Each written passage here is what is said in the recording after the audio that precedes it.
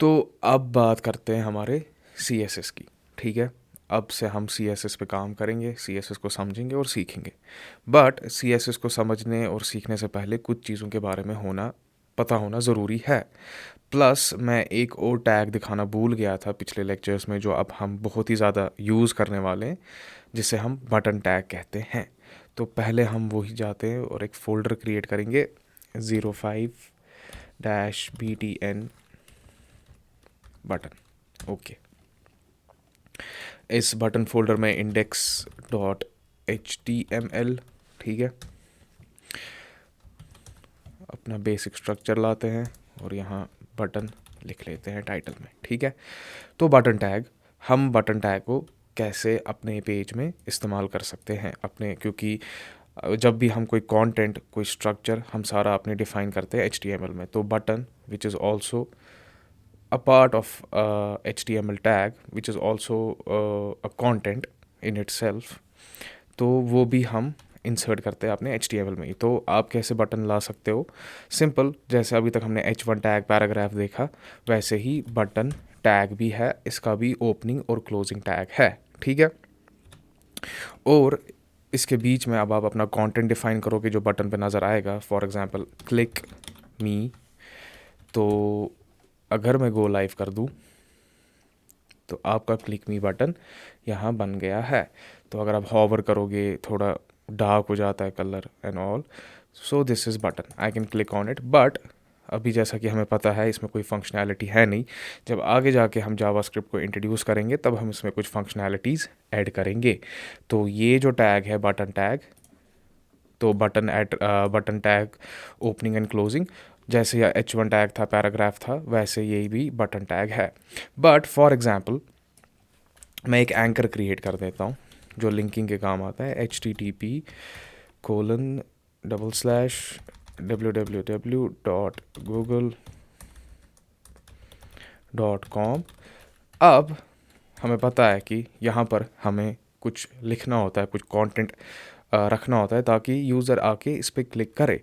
But what I can do is, मैं इधर पे डायरेक्टली बटन भी इंसर्ट कर सकता हूँ। जैसे हमने देखा कि हम एक एलिमेंट के अंदर दूसरा एलिमेंट इस्तेमाल कर सकते हैं। तो यहाँ पर हम कंटेंट रखेंगे अपना button.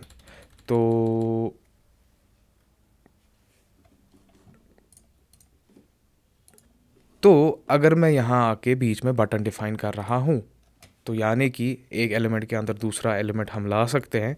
So now this will be the content जिससे एक यूज़र इस लिंक पे क्लिक कर सकेगा, और वो क्या है? ये बटन।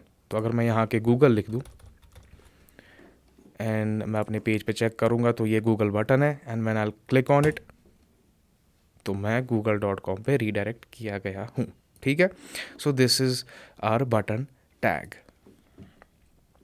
तो जैसा मैंने इससे पहले बोला, अगर हमें CSS को पढ़ना है तो उससे पहले कुछ चीज़ों के बारे में हमें पता होना चाहिए।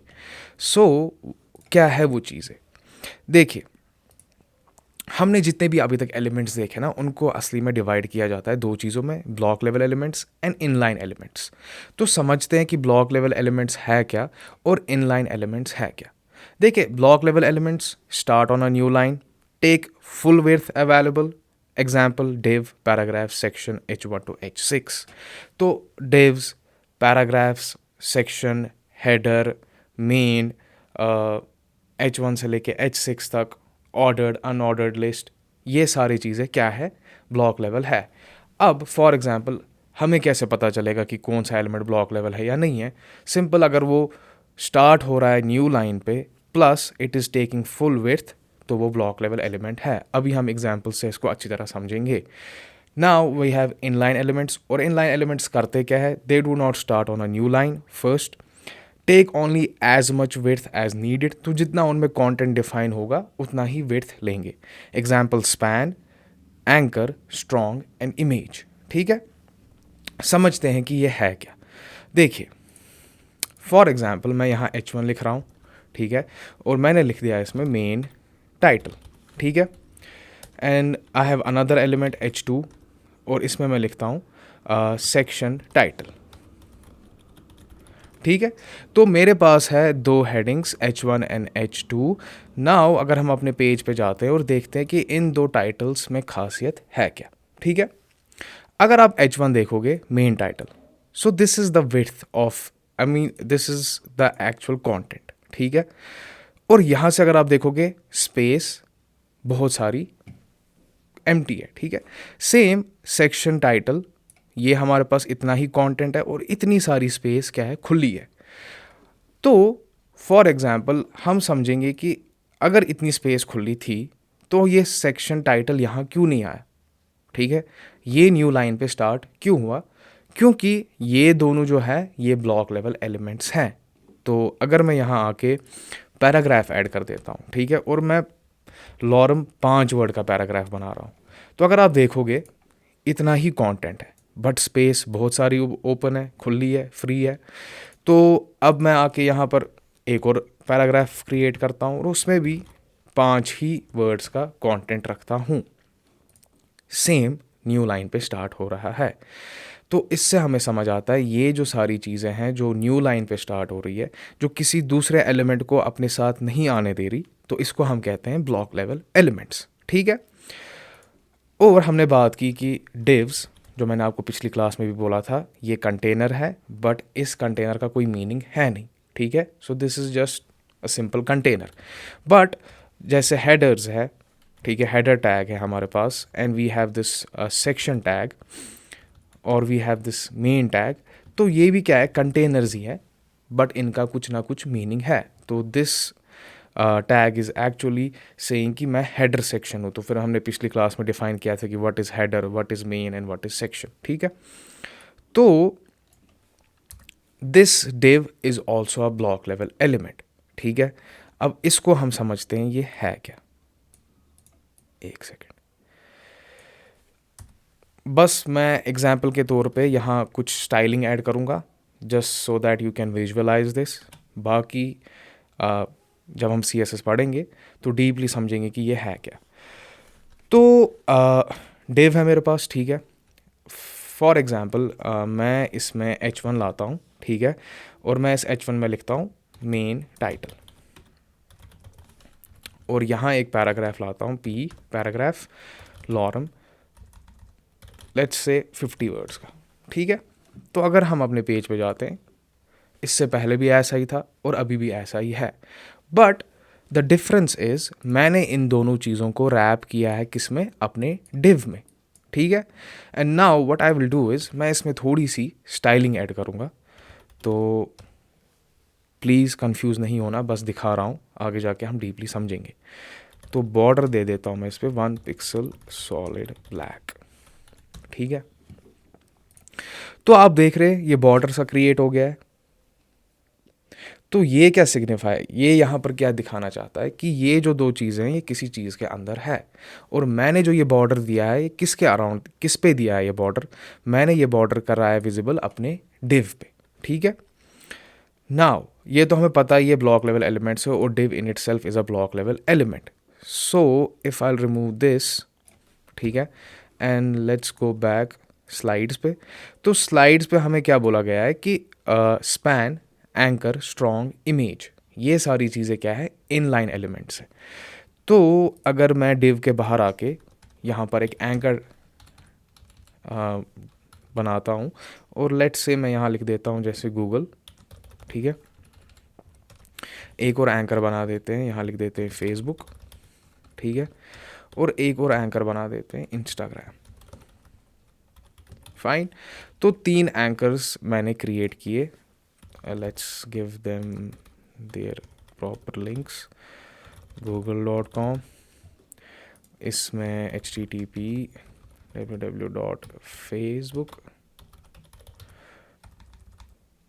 facebook.com, और इसमें दे देते हैं अपना http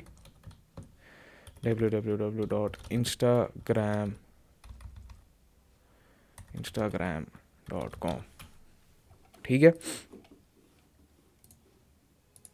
तो जब मैंने अपने 3 एंकर्स यहाँ डिफ़ाइन किए, तो अब अगर मैं अपने पेज पे जाता हूँ तो अगर आप देखोगे ये तीनों साइड बाय साइड आ रहे हैं, तो कोई नई लाइन पे स्टार्ट नहीं हो रहा है. So this is the characteristics of inline elements. So जितनी उनकी विड्थ होगी, ठीक है, उतना ही वो एक्सटेंड करेंगे खुद को, rather than starting on the new line just like block level elements. तो इनलाइन एलिमेंट्स हमेशा उतनी ही विड्थ लेते हैं जितना उनका कंटेंट होता है, and they always if they have the space, और उसके बाद अगर आप कोई इनलाइन एलिमेंट डिस्क्राइब कर रहे हो तो वो साइड बाय साइड आ जाएंगे. बट फॉर एग्जांपल मैं यहाँ आके पैराग्राफ लाता हूँ, ठीक है, और यहाँ पैराग्राफ में लॉरम 10 वर्ड्स. अब होगा क्या, ये जो पैराग्राफ है ये नई लाइन पे स्टार्ट होगा. क्यों? क्योंकि this is a block level element. ठीक है. नाउ फॉर एग्जांपल इसको हम रिमूव कर देते हैं. ठीक है, हम एक काम करेंगे, हम इस गूगल को कॉपी कर देते हैं या कट कर देते हैं और इस डिव में पेस्ट कर देते हैं. और ऐसे ही मैं 3 डिव्स बनाऊंगा, 1 2 एंड 3. ठीक है, इसमें गूगल को हटा के हम अपना फेसबुक लाएंगे, इसको कॉपी कर लो, यहाँ पेस्ट कर लो, और लाएंगे हम एक और अपना इंस्टाग्राम. तो इसको कट करके यहाँ पर पेस्ट कर लिया.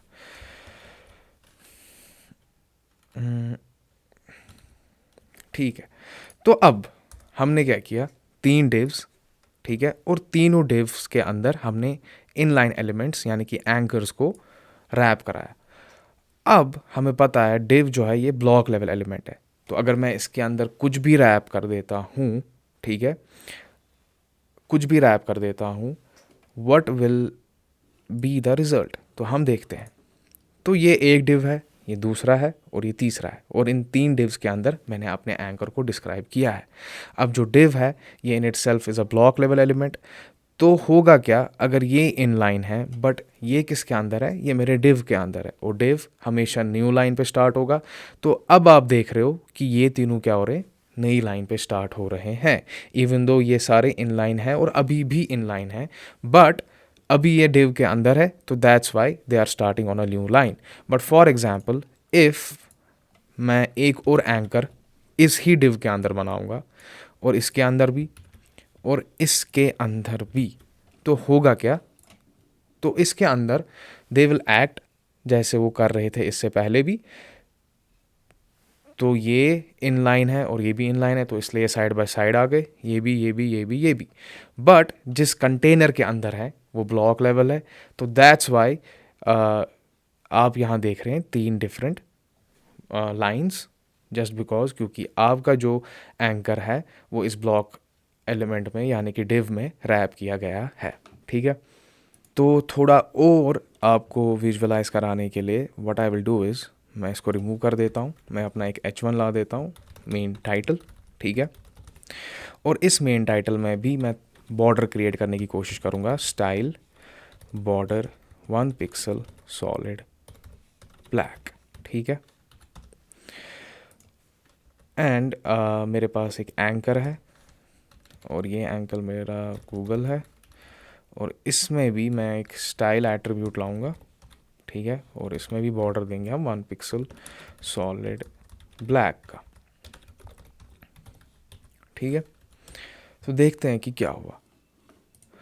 तो अगर आप देखोगे ये आपका H1 है. ठीक है, और अगर आप H1 देखोगे कितनी विड्थ ले रहा है, 100%. तो जितना आपका स्क्रीन साइज होगा उतना ये विड्थ ले लेगा 100%. बट अगर आप एंकर की तरफ देखो तो उतना ही एक्सटेंड हो रहा है, और उतना ही इसका विड्थ या उसका बॉर्डर या आप बोले ये एलिमेंट उतना ही एक्सटेंड हो रहा है जितना इसमें कंटेंट है, उससे ज़्यादा नहीं. So this is the difference between the block and inline elements. Block always start on a new line, and inline they don't start on a new line, plus they take the width equal to the content they are holding. ठीक है, तो अब बात करते हैं अपने CSS की. तो CSS हमारे उस एग्जाम्पल के हिसाब से था क्या, तो जैसा हमने कहा था कि ह्यूमन फिजियोलॉजी के हिसाब से जैसा हमारा स्किन है, कलर है, तो CSS इज़ ऑल्सो यूज ताकि आप अपने HTML को कलर दे सको. ठीक है, तो हमने स्ट्रक्चर बनाना सीखा HTML से, अब हम इस स्ट्रक्चर को कलर देंगे, स्टाइल देंगे, लेआउट्स क्रिएट करेंगे एंड ऑल. तो क्या है CSS? Cascading style sheets, designing web with style. तो CSS का काम है क्या? सबसे पहली चीज़ कलर्स, ठीक है, लेआउट्स क्रिएट करने में, कलर्स को सेट करने में, फॉन्ट को चेंज करने में, फॉन्ट फैमिली को चेंज करने में, spacing between two different elements, responsiveness, positions, animations, ये सारी चीज़ें हमारा कौन करता है? CSS, कैस्केडिंग स्टाइल शीट्स, ठीक है। Why CSS? CSS is equal to design, तो यानी कि if you want to make your websites beautiful तो CSS इस्तेमाल करेंगे। हेल्प क्रिएट रिस्पॉन्सिव लेआउट्स, तो जैसे हमने पहले भी देखा कि मोबाइल के लिए अलग और डेस्कटॉप या डिफरेंट स्क्रीन साइज़ के लिए डिफरेंट डिफरेंट लेआउट्स क्रिएट करते हैं। Keep your design, it keeps design separate from content, तो जैसे हमने HTML में कंटेंट डिफाइन किया तो आपका डिज़ाइन CSS करेगा, ठीक है। And is used in every modern web application, तो जितने भी कॉम्प्लेक्स लेआउट्स देखते हो आप, एनिमेशंस, ये सारी चीज़ें आपका CSS ही करता है, ठीक है। Now we will understand how we can use CSS, ठीक है। And there are 3 ways to declare CSS in your HTML file, or there are 3 ways you can use HTML. तो first one is inline CSS, ठीक है। तो अगर मैं यहाँ अपने कंटेंट में हूँ, ठीक है, HTML में हूँ, but let's do one thing, we will first create another folder, और इस फोल्डर का नाम हम रखेंगे CSS, ठीक है। ओपन कर देते हैं फोल्डर को, 01 add -CSS, ठीक है, ऑर्गेनाइज्ड। तो वी विल क्रिएट वैसे 2 फाइल्स नहीं, एक ही फाइल की ज़रूरत है, index.html। तो पहले हम देखेंगे कि how we can use CSS। तो 3 तरीके हैं, और पहला तरीका है इनलाइन CSS का। तो अगर मैं यहाँ आके अपना basic structure of HTML create किया और मैं यहाँ लिखता हूँ ways to define CSS, nice. तो H1, ठीक है, मेरे पास एक H1 है और मैंने इसका नाम रखा है मेन टाइटल, ठीक है, या इसमें कंटेंट जो मैंने ऐड किया है मेन टाइटल। तो inline CSS, what is inline CSS? तो इनलाइन CSS आपको बोलता है आप डायरेक्टली एक एलिमेंट पे जा सकते हो, ठीक है, और उसके ओपनिंग टैग में एक एट्रीब्यूट आप यूज़ कर सकते हो जिसको कहते हैं स्टाइल, ठीक है। तो ये स्टाइल एट्रीब्यूट आया, हमने इससे पहले भी बहुत सारे एट्रीब्यूट्स देखे हैं।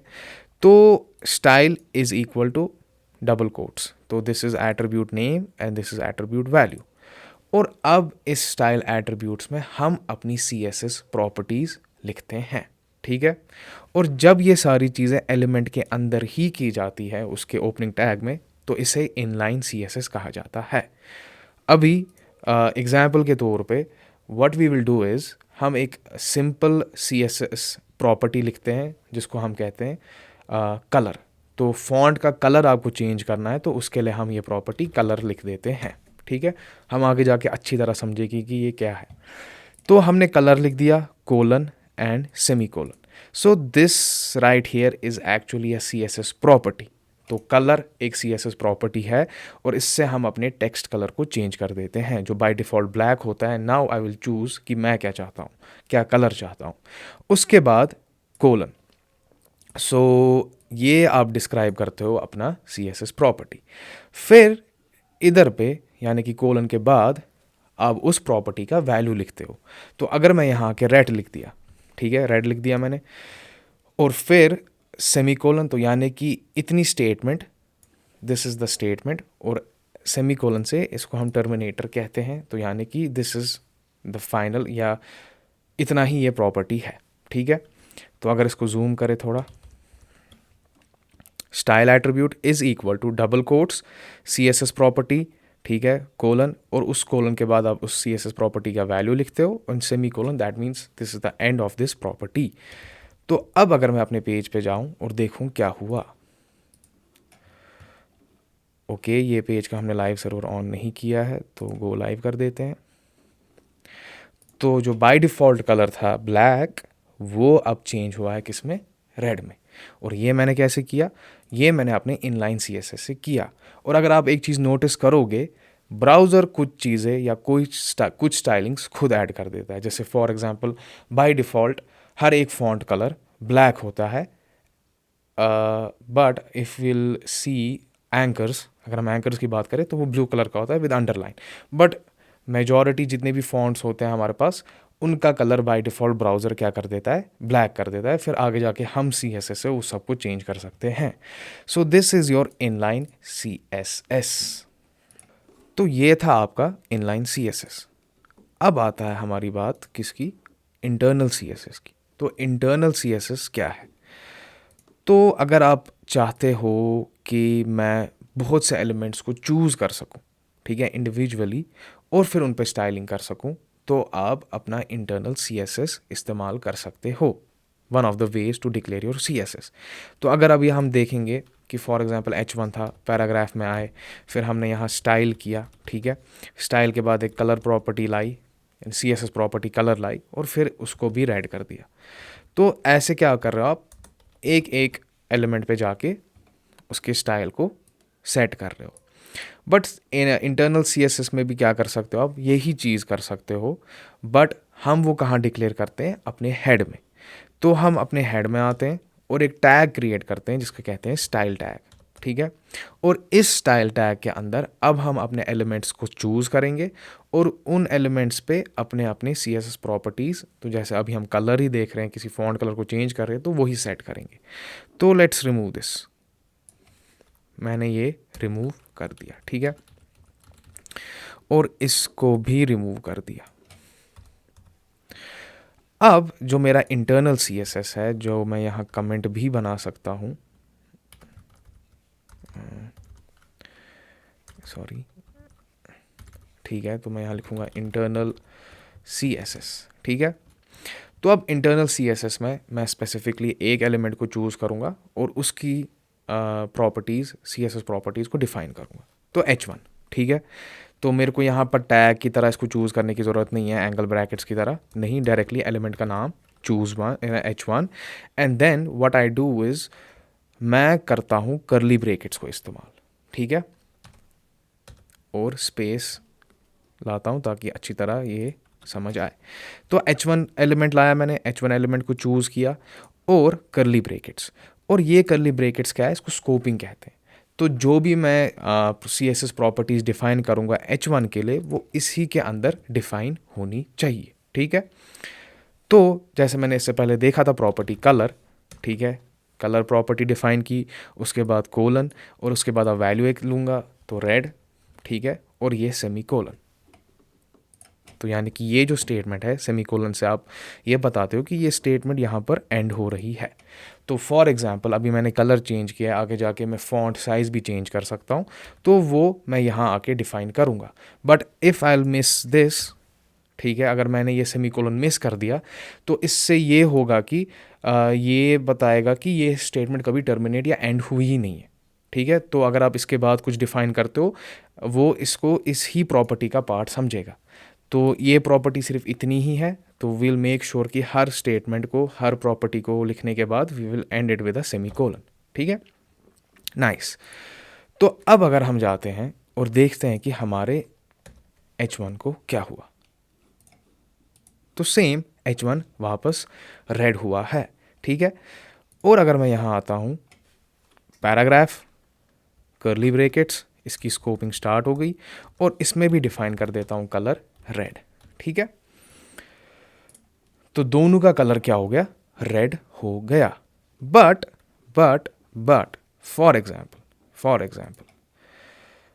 लेट्स से मेरे पास एक और पैराग्राफ है, ठीक है, there can be more than one paragraph in your page, सीधी सी बात है।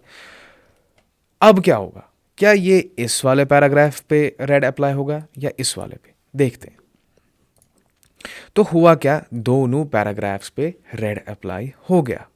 और ऐसा क्यों हुआ, क्योंकि आपने जर्नली बोला इसको कि ये जो पैराग्राफ है, जितने भी पैराग्राफ मेरे पेजेस में हैं, उन सब को सिलेक्ट कर दो और उस पे कलर रेड अप्लाई करो। जो हम आगे जाके देखेंगे कि how we can select elements हम इंडिविजुअली भी कर सकते हैं, एज अ होल जितने भी आपके पेज में होंगे उन सबको एक साथ सेलेक्ट कर सकते हैं।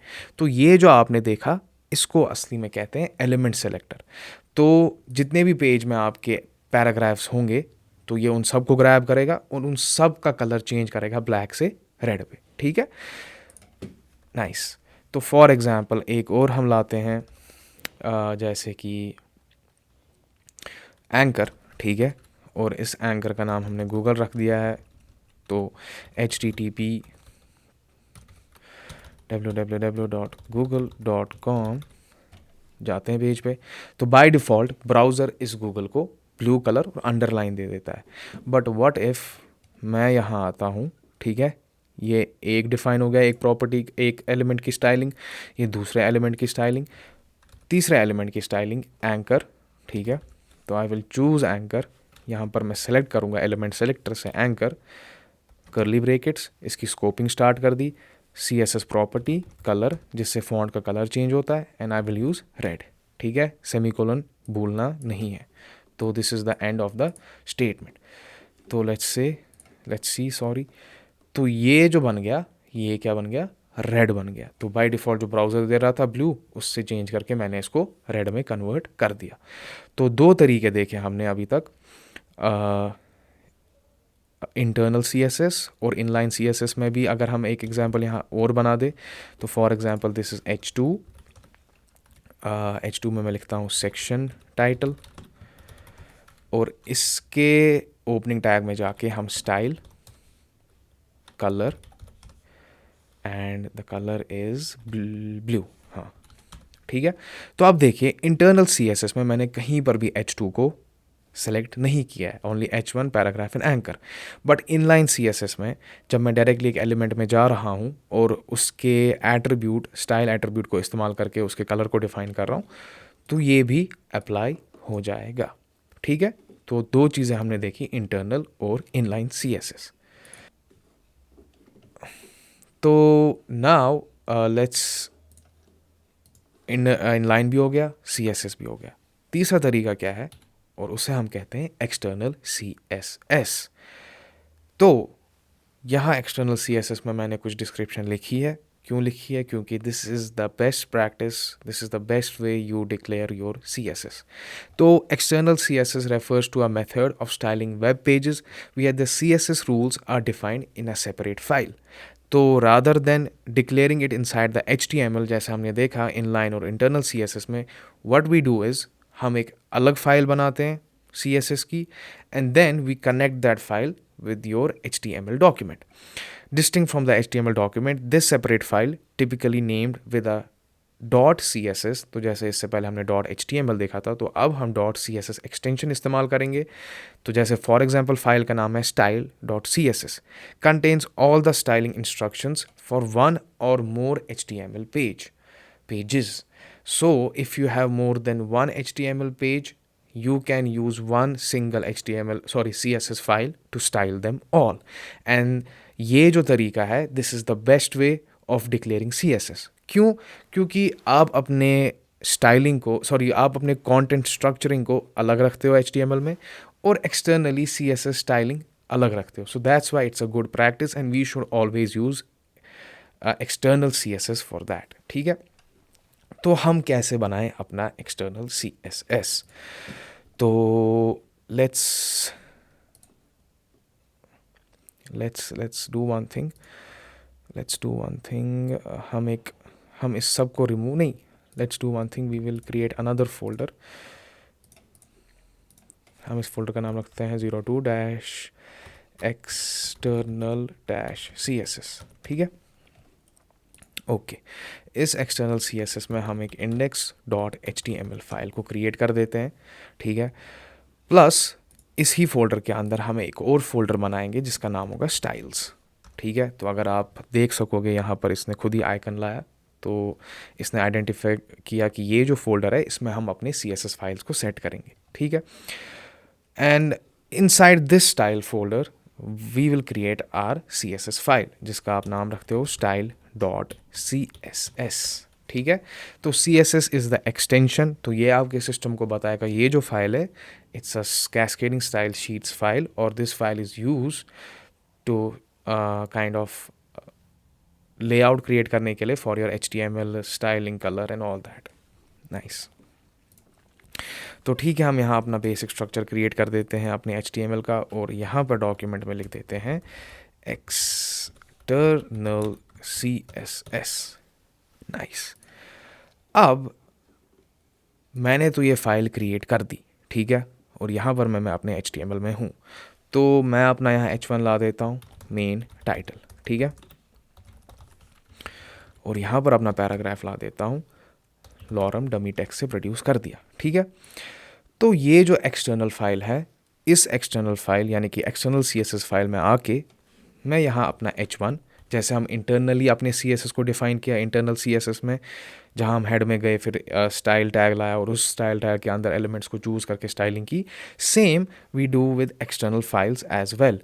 तो डायरेक्टली मैं यहाँ आके अपने एलिमेंट को चूज़ करूँगा H1 को, ठीक है, कर दिया, और कलर प्रॉपर्टी ला के फॉन्ट कलर चेंज कर दूंगा रेड में, ठीक है।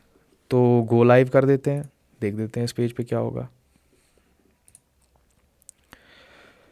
तो मेन टाइटल और पैराग्राफ, बट हमने मेन टाइटल को तो कलर रेड में चेंज किया, ये हुआ क्यों नहीं? तो एक्सटर्नल फाइल बनाना काफ़ी नहीं है, we have to connect this file with our HTML। तो उसको हम कैसे करें? तो अपने हेड टैग में ही आते हैं और एक और टैग इस्तेमाल करेंगे जिसको हम कहते हैं लिंक, ठीक है, link tag. So what this link tag is actually doing, तो अगर कोई एक्सटर्नल फाइल या कोई एक्सटर्नल रिसोर्स है जो हम अपने HTML में यूज़ करना चाहते हैं, तो हम इस लिंक टैग के ज़रिए उनके बीच में कनेक्शन या रिलेशनशिप क्रिएट कर देते हैं।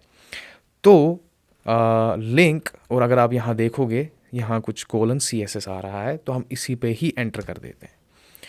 तो link rel is equal to style sheets href is equal to style dot CSS। तो समझते हैं, इतना हमें पता है कि ये जो सारी चीज़ें ये एट्रीब्यूट्स हैं, ठीक है, और ये href इससे पहले भी हमने देखा है।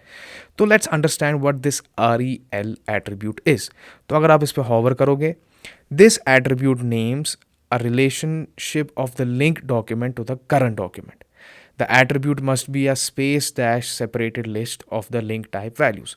तो ये बस नेम है कि कौन सी फाइल आप इस डॉक्यूमेंट के साथ कनेक्ट करा रहे हो। तो ये जो फाइल है ये स्टाइल शीट्स फाइल है, तो यहाँ पर इस रेल में आपने वो रेल एट्रीब्यूट में डिफाइन कर दिया। Now href, what is this href? और हमने देखा इससे पहले भी कि जो हमारे पास एंकर था, ठीक है, उसमें हमने href इस्तेमाल किया, और हम रेफरेंस देते हैं इस href के ज़रिए कि किसी चीज़ का पाथ बताओ या एड्रेस बताओ। तो if we are using this external CSS file, we have to give the path. अब ये styles.css इसने ऑलरेडी वहाँ से इंक्लूड किया है, बट ये कम्प्लीटली मेरे उस फाइल का पाथ नहीं है, क्योंकि मैंने एक एक्सटर्नल फोल्डर क्रिएट किया है, सॉरी एक फोल्डर क्रिएट किया है इसी फोल्डर के अंदर जिसका नाम स्टाइल्स है। So I have to give the exact location. तो मैं यहाँ आता हूँ ./, तो यानी कि इस ही फोल्डर में जिसमें मेरी index.html फाइल है, इसमें मेरे पास स्टाइल्स एक फ़ोल्डर है, उसमें जाएंगे, और उस स्टाइल्स फोल्डर में मेरे पास एक फ़ाइल है styles.css। तो नाउ अब क्या होगा, ये फाइल style.css फाइल मेरे HTML के साथ कनेक्टेड है। तो नाउ अब मैं कोई भी डिफ़ाइन करूँगा स्टाइलिंग या CSS की प्रॉपर्टी किसी भी एलिमेंट पे, वो अप्लाई हो जाएगी मेरे डॉक्यूमेंट पे। तो यानी कि H1 कन्वर्ट हुआ है ब्लैक से रेड में। सेम ये एक की प्रॉपर्टी डिफाइन हुई, मैं पैराग्राफ लाता हूँ, कर्ली ब्रैकेट्स, स्कोपिंग स्टार्ट हो गई, कलर एंड रेड। तो दोनों का क्या हुआ, कलर रेड हो गया। बट इससे पहले भी मैंने कहा कि जितने भी पैराग्राफ्स होंगे, वैसे H1 तो एक ही होता है तो ठीक है, पता है, बट पैराग्राफ्स जितने भी हमारे पेज में होंगे सब का कलर रेड हो जाएगा, और ऐसा हम कभी चाहते नहीं हैं। हो सकता है कि we have different paragraphs and I want to style each and every paragraph different तरीके से, बट अगर मैं ऐसा कर रहा हूँ कि सब पैराग्राफ को चूज़ कर रहा हूँ तो इससे मसला हो सकता है। That's why we have what we say CSS selectors, जिससे मैं स्पेसिफिकली एक एलिमेंट को चूज़ कर सकता हूँ, ठीक है। 3 तरीके देखे हमने CSS को डिफाइन करने के।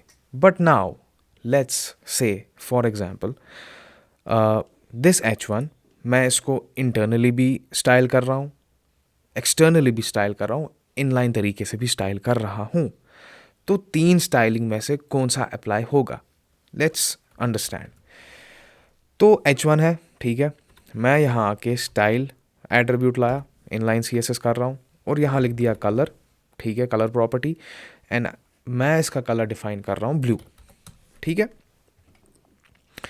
देन इंटरनल CSS, तो स्टाइल टैग ला लिया मैंने अपने हेड में और इसी स्टाइल टैग में मैं अपने H1 को चूज़ कर रहा हूँ और इस H1 की स्कोपिंग स्टार्ट करके कलर प्रॉपर्टी को लाके ग्रीन सेट कर दिया, ठीक है। तो इनलाइन में ब्लू, इंटरनल में ग्रीन और एक्सटर्नल में red.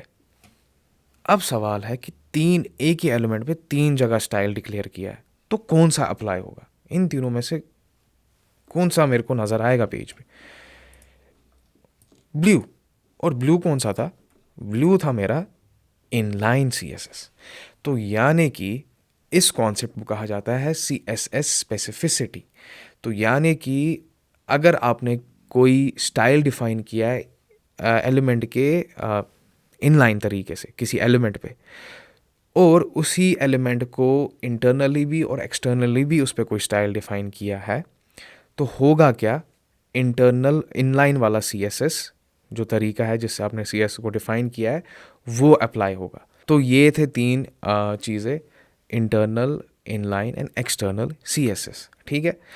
Now the question is कि जैसे मैंने कहा कि अगर मैं H1 लिख रहा हूँ या अगर मैं यहाँ के पैराग्राफ लिख रहा हूँ, प्लस वन मोर थिंग कि अगर आप अपने CSS को डिफाइन कर रहे हो, ठीक है, we will not use inline और internal CSS।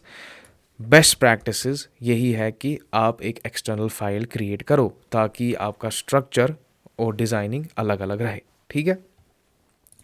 Now the question is कि फॉर एग्जांपल मैं यहाँ आके पैराग्राफ को चूज़ किया, ठीक है, पैराग्राफ टैग को, और मैं यहाँ पर मेरे पेज में मोर देन 1 पैराग्राफ टैग है, तो होगा क्या, हमेशा पैराग्राफ जितने मैं अगर ऐसे P लिख रहा हूँ तो इसको हम एलिमेंट सेलेक्टर कहते हैं। हम इसके बाद और भी सेलेक्टर्स देखेंगे, बट ये जो है इसको हम अपना एलिमेंट सेलेक्टर कहते हैं, जहाँ हम डायरेक्टली एलिमेंट का नाम लिखते हो P, और अगर मैं यहाँ आके कलर कर दूँ रेड, तो होगा क्या, हर एक पैराग्राफ पे रेड अप्लाई होगा, ठीक है।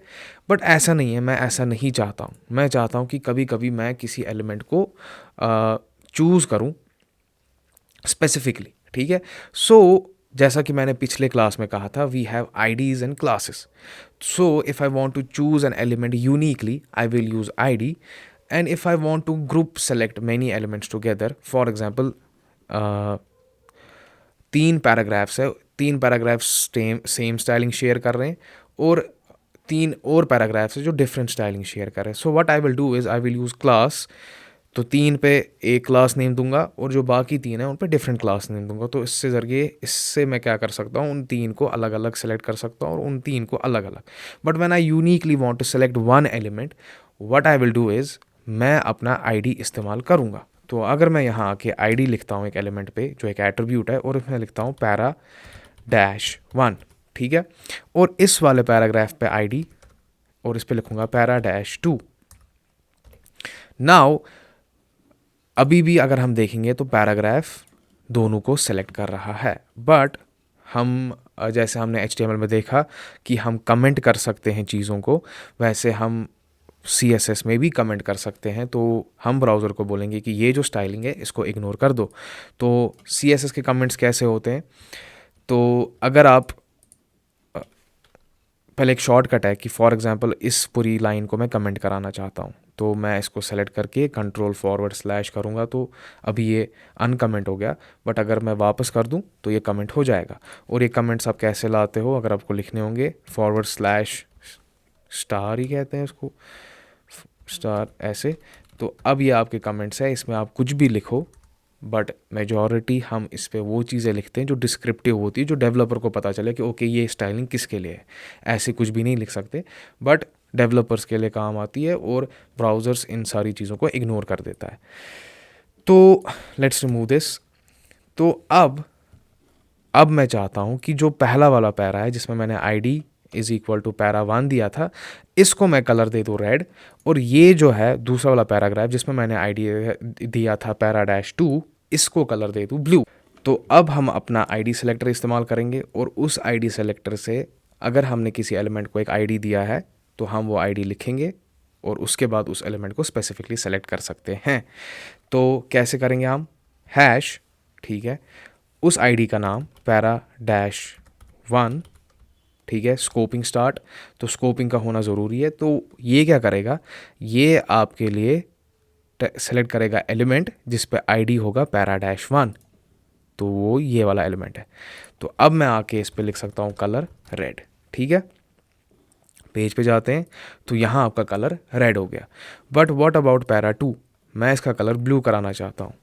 तो वैसे ही हैश पैरा डैश 2 लिख दिया, कलर कर दिया आपने इसका ब्लू, ठीक है। तो अब मैं क्या कर रहा हूँ, इंडिविजुअली एक एक एलिमेंट को सेलेक्ट कर रहा हूँ with the help of ID। तो अगर ID से सेलेक्ट कर सकते हैं, we can also select elements with class as well. Second चीज़, first and foremost, remember this, if we are using ID, make sure it is unique. तो इस element का एक यूनिक ID है और इसका एक यूनिक ID है, ठीक है। But now what we will do is we will select elements with the help of class. तो मेरे पास यहाँ एक पैराग्राफ है, नहीं हम एक काम कर देते हैं, हाँ ठीक है, ये पैराग्राफ है, इसमें लॉरम लाया हमने 10 वर्ड्स 1 2 एंड 3। अब मैं चाहता हूँ ये जो 3 है, ठीक है, 3 पैराग्राफ्स हैं, ये सेम स्टाइलिंग इन तीनों की है। तो what I will do is, rather than using IDs, मैं इन तीनों को एक कॉमन क्लास दूंगा। तो क्लास एट्रीब्यूट हम आए और मैं इसको लिखूंगा कॉमन डैश पैरा। तो यूजुअली ऐसा ही तरीका है अपने IDs और क्लासेस को डिफाइन करने का, कॉमन डैश पैरा। तो अगर 2 वर्ड्स है तो make sure you are using dash between them. तो इस पे भी आके क्लास कॉमन डैश पैरा, और इस पे भी आके क्लास कॉमन डैश पैरा, ठीक है। तो अगर हम जाते हैं पहले अपने CSS में देखते हैं, अभी इन पे कोई स्टाइलिंग अप्लाई हुई नहीं है, तो इसलिए ये तीनों ब्लैक कलर में हैं जो बाय डिफ़ॉल्ट ब्राउज़र सेट कर देता है। बट नाउ अगर मैं अपने CSS में गया, ठीक है, now I want to select them with the help of class. So I have this ID selector and now I will use class selector. तो क्लास सेलेक्टर आप कैसे इस्तेमाल करते हो? डॉट से, ठीक है। तो अगर ID को हैश से किया, क्लास को डॉट से, फिर उन क्लासेस का नाम लिखते हो। तो common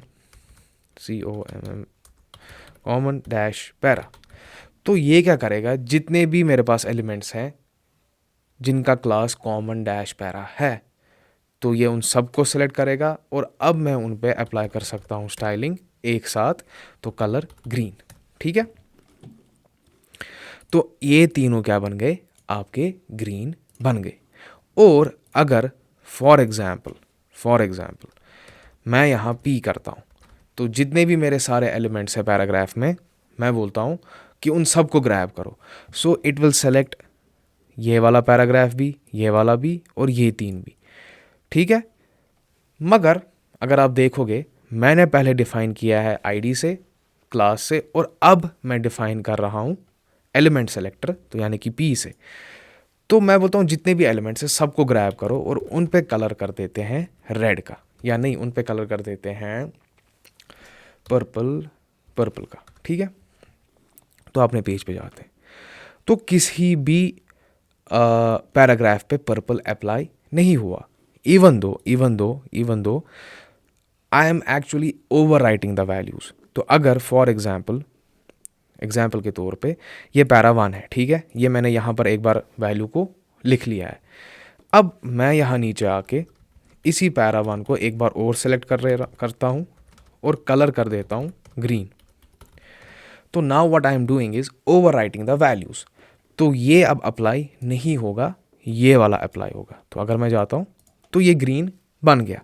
but if I remove this, तो अब क्या अप्लाई हो रहा है, ये रेड अप्लाई हो जाएगा। ठीक है, तो अगर आप एक ही एलिमेंट को चूज़ कर रहे हो, ठीक है, और फिर पहले एक स्टाइल दिया, फिर आगे जाके उसी एलिमेंट को वापस चूज़ कर रहे हो, फिर कुछ और स्टाइल दिया, तो आप ओवरराइड कर रहे हो वैल्यूज़।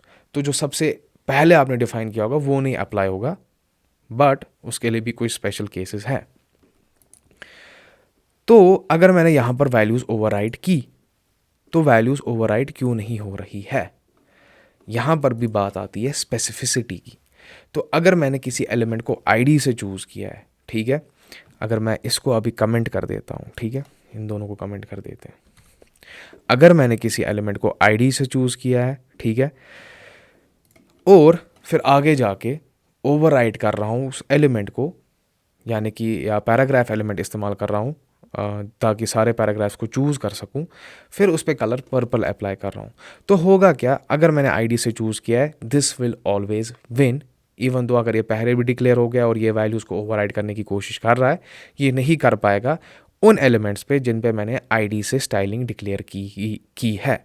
तो ये भी कलर ही चेंज कर रहा है और इस पे भी कलर ही डिफाइन है, बट अप्लाई क्या होगा, हमेशा आईडी ही होगा अप्लाई। क्यों? क्योंकि इसकी स्पेसिफिसिटी ज़्यादा है। So this will dominate and this will win. तो आप यहाँ पर हमेशा रेड ही देखोगे। But other attributes, sorry other elements, जैसे पैराग्राफ ये क्लासेस वाले, ठीक है, अभी मैंने इनको सेलेक्ट नहीं किया है और इन पे कोई अप्लाई भी नहीं स्टाइलिंग कर रहा हूँ, सो दैट्स वाई ये वाला पैराग्राफ विन कर रहा है। But what about common para, ठीक है, कॉमन पैरा, जो ये 3 पैराग्राफ्स थे जिन पे सेम स्टाइलिंग अप्लाई हो रही है, what if I uncomment this और देखता हूँ कि कौन सी अप्लाई हो जाएगी, ठीक है, कौन से वैल्यूज़ अप्लाई होंगे। मैं तो इनको एक ही साथ कमेंट कर दिया, एक सेकेंड, ठीक है, ये अलग कमेंट कर देते हैं और इसको कमेंट कर दिया, ठीक है। तो कॉमन पैरा 3 एलिमेंट्स, ठीक है, सेम स्टाइलिंग, ग्रीन। तो अब क्या अप्लाई होगा, क्या पैराग्राफ वाला अप्लाई होगा या कॉमन पैरा, जब मैंने क्लासेस के ज़रिए इसकी कलर को, यानी कि इसके प्रॉपर्टीज़ को डिफाइन किया है, कलर प्रॉपर्टी को। तो in case of class and element selector, class selector and element selector, class selector will always win. तो क्लास सेलेक्टर की स्पेसिफिसिटी सबसे ज़्यादा है। Even though if I am over writing the values with element selector, it will not work, ठीक है। Now for example, इतना तो हमने देख लिया, but what about, let's remove this all, what about, and I will remove this as well. अब एक ही element है, उस पर आईडी भी है और क्लास भी है, जो मैं ये दोनों चीज़ें कर सकता हूँ कि एक एलिमेंट को उसके आईडी से यूनिक भी बना सकता हूँ और उस पर क्लास भी इस्तेमाल कर सकता हूँ। तो फॉर एग्जांपल इसका क्लास रखते हैं पैरा-1 ही, ठीक है। क्लास नेम और आईडी नेम सेम हो सकता है क्योंकि आप 2 डिफरेंट सेलेक्टर्स इस्तेमाल कर सकते हो उनको सेलेक्ट करने के लिए। बट अगर आगे जाके मैं एक एलिमेंट और बना रहा हूँ तो उसका आईडी मैं पैरा-1 नहीं रख सकता, कुछ और रखना पड़ेगा यूनिक, बट क्लास रख सकता हूँ। तो अब ये पैरा-1 है, इसी एलिमेंट को मैं आईडी से भी सिलेक्ट करूँगा और इस ही एलिमेंट को मैं क्लास से भी सिलेक्ट करूँगा, ठीक है। और ये दोनों सेलेक्ट करने के बाद एक ही प्रॉपर्टी, जो इससे पहले भी मैंने दिखाया, अगर आप एक ही प्रॉपर्टी को चेंज करने की कोशिश कर रहे हो डिफरेंट तरीके से, तो अगर एलिमेंट तरीका है क्लास वाला, एलिमेंट सेलेक्टर है, क्लास सेलेक्टर है, आईडी सेलेक्टर है, ID selector will always win, and if there is no ID selector then class will win, and if there is no class then paragraph will win, ठीक है। Only when I am targeting the same CSS property in all 3 of इम, ठीक है। Now ID है और class है, यहाँ colour लिख दिया ग्रीन। तो आईडी और क्लास में कौन विन करेगा? आईडी और क्लास में हमेशा आईडी ही विन करेगा, ठीक है। तो आईडी की स्पेसिफिसिटी सबसे ज़्यादा है, और अगर आईडी को रिमूव कर दिया तो उसके बाद आपके क्लास की स्पेसिफिसिटी सबसे ज़्यादा होती है। और उसके बाद अगर आप एलिमेंट के थ्रू कर रहे हो तो एलिमेंट के थ्रू तो वो सारे एलिमेंट्स को चूज़ करके सब पे सेम स्टाइलिंग करेगा। फिर देन कम्स इनलाइन, इंटरनल और एक्सटर्नल, वो तो हमने देख ही लिया, ठीक है। तो और भी सेलेक्टर्स हैं हमारे पास जो हम आगे जाके देखेंगे कि हम उनको कहाँ इस्तेमाल करेंगे, ठीक है। तो उनको तब ही देखना इज़ द बेस्ट थिंग, क्योंकि अगर मैंने अभी दिखाया वो मेक्स नो सेंस। तो तब जब हम उन सेलेक्टर्स पे वैसा कोई केस आएगा जहाँ हमें वैसे सेलेक्टर्स इस्तेमाल करने होंगे, तो तब हम वहाँ देख लेंगे। दो और है इसके बाद, और भी बहुत सारे हैं, तो दो और है, we will cover them in the next lecture.